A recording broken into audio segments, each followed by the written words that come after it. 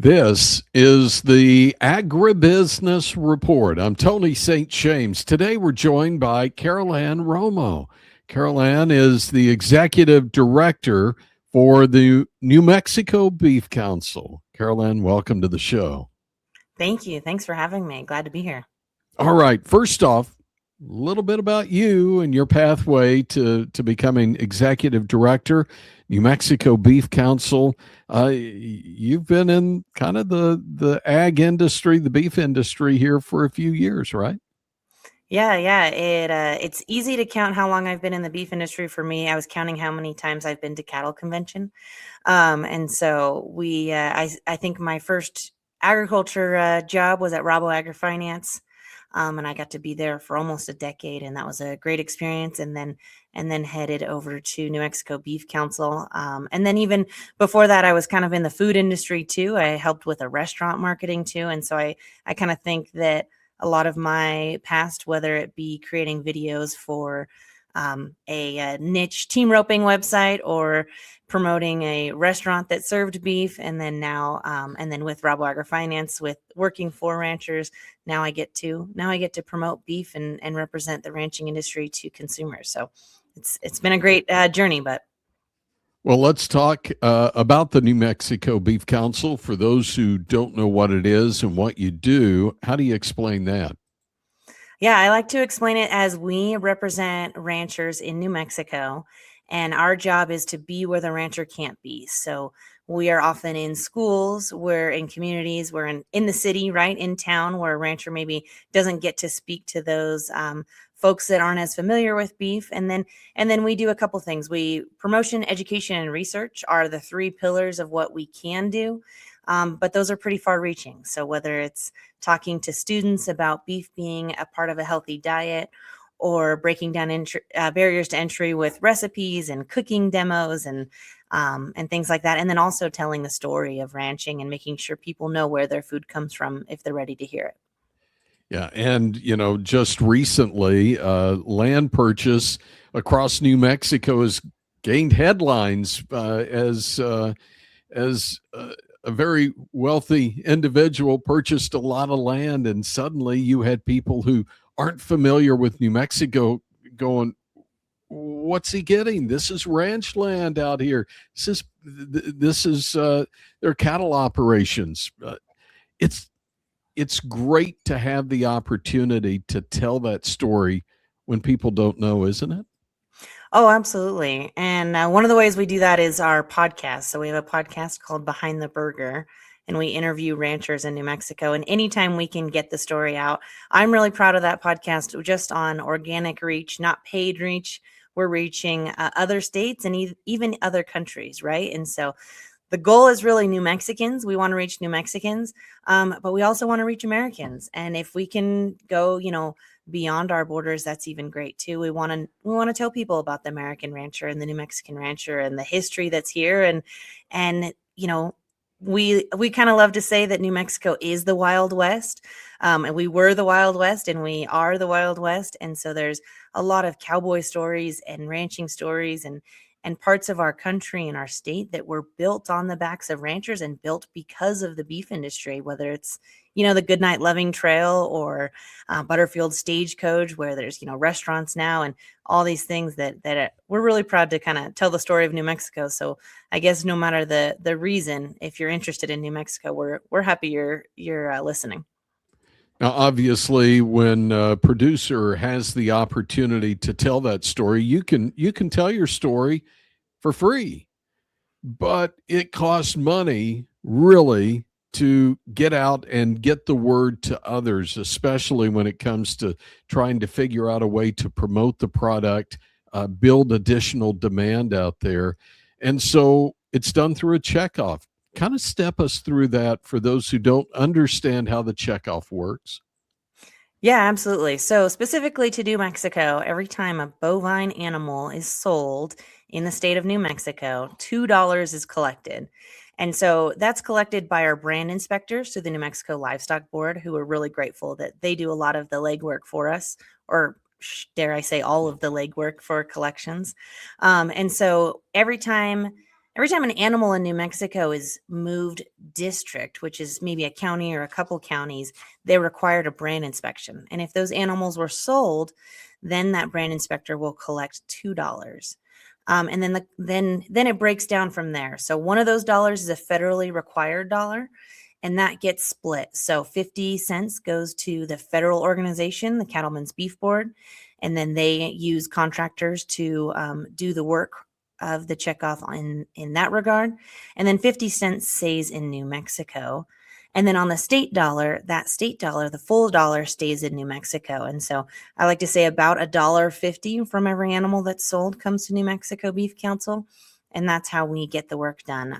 But anytime an animal is sold, and then again, thanks to our brand inspectors and the New Mexico Livestock Board, a lot of our collections happen when those cattle are inspected.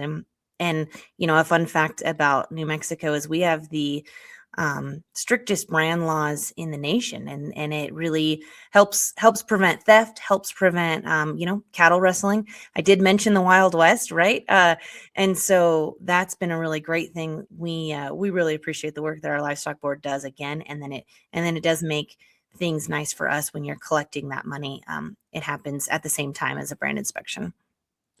You mentioned education, you mentioned promotion in there, research is in there. I'm kind of wondering, when it comes to the education side, is that where some of your youth programs kind of falls in? Absolutely. Absolutely. So we have a beef grant program that we're really proud of. It's in 52 schools throughout New Mexico.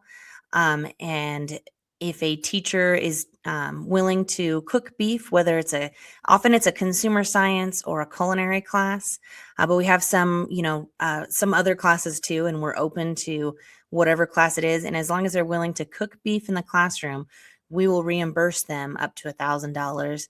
And then that reimbursement happens as it goes, right? So if the teacher is out that money personally, or even if the school is out that money, we want to make sure we get those reimbursements right away. And up to $1,000, and that's for kids cooking beef in the classroom. We're really proud of that one. And then we have some other programs that go with education with universities, and we're always open to new ideas too. So if you're, a teacher, or you are familiar with the school in your community, and you have an idea, let us know. That's one thing too that I really want to let folks know, is we're open to your ideas. If you're a producer, you've got input. I'm often calling producers asking for input and putting them on the spot. But if you have an idea and I don't have to put you on the spot, you can put me on the spot. give me a call, or shoot me an email or a text or anything, and try and be open to your ideas. Working in that next generation as well. This is you've got some programs that have been going on for years. I think of New Mexico in a little different way. And I think of it because of the federal lands and the state lands there, and the opportunity to have grazing in those, and the importance of learning how to manage those lands for the Forest Service, if you will. Are there some programs where you're bringing youth in and helping them learn those skills as well? Yeah, actually, I was just talking to the organizers of the ranch management camp that's put on by New Mexico State University Extension. I think I'm saying that correct. Tom can correct me later. But we support that ranch management camp. That's a great event. I think it's targeted at high school students. Last year we attended, and I got to speak to the students, and there were students from all over the U.S. and there was a big group from Mexico too. So that was really cool, reaching international producers and teaching the next generation. And they go through, your stocking rate, and they go through, by the end, the kids know more about a stocking rate than I do. And I just think that's a really great program. And then there's also the Dairy Consortium for college students that we support. And that is put on through a conglomerate of schools. And I believe NMSU is one of the lead ones. It happens in Clovis, and it's the U.S. Dairy Education Training Consortium. And there's a website. You have to apply, but those students are university students and kind of the cream of the crop, right? And they want to work in the dairy industry, and they get hands-on. They're on a dairy almost every day for, I think it's 2 months, maybe. I think it's maybe 30 to 60 days. And that is a great program. It counts for college credit. And so, yeah, the Ranch Management Camp and the Dairy Consortium getting students, high school and college students, access to beef and cattle knowledge is something we're really proud of. And who could talk New Mexico without talking chili or hot air balloons? Let's talk hot air balloons. Can you help? Yeah, absolutely. So we purchased, the New Mexico Beef Council purchased a hot air balloon, and we ordered it almost a year ago exactly, and it took a few months to get to us, and we launched it for the first time at the Albuquerque International Balloon Fiesta. It is the largest event in New Mexico. It's a huge international and national event. Balloonists come from all over the world, and balloon fans come from all over the world. And it was quite the experience, and we're really excited. One of the best things, if we're talking checkoff, we're talking frugality, it is an asset. So it's one of the few advertising tools that is an asset, and they say they can last up to 20 years, even possibly more. And so that asset will hold value. And I like to say that it belongs to the ranchers of New Mexico. It has the big Beef It's What's for Dinner brand, which is the national brand managed by NCBA, National Cattlemen's Beef Association, that we get to extend in states. And it has become a beacon of beef. So we're pretty excited about that. And it will go to Cattle Convention in Nashville this year. And other ballooning events. You can find us at Albuquerque International Balloon Fiesta the second week of October. But we're really proud of that, a very unique form of advertising. And again, the first advertising format that has a asset that could last 20 years. That's something that I'm impressed by and excited by as a marketer, that we get to keep that. And yeah, we're really proud of it and really excited. A beacon of beef. I don't know if I can still it, but that's pretty awesome. Okay, Carollann, Yeah. if we want to keep up with the New Mexico Beef Council, can we find you online? Absolutely. So we're all on social media. We are all in on social media. We are on TikTok at NM Beef, Instagram at NM Beef. We are on Facebook, NM Beef Council, and we also are on Pinterest, X. Oh, and our YouTube has been getting more traction lately, NM Beef Council as well. And we also have our podcast on all your major podcasting platform, Apple Podcasts, Spotify, YouTube, everything. You can find us Behind the Burger. And yeah, follow along. And then we also have our website, nmbeef.com, and an email newsletter. We try and get you guys all of the information we can, because as a producer, you deserve to know how we're spending your money. So we try and tell you as much as we can. And as a fan of beef, we want to give you all the content you can wish for.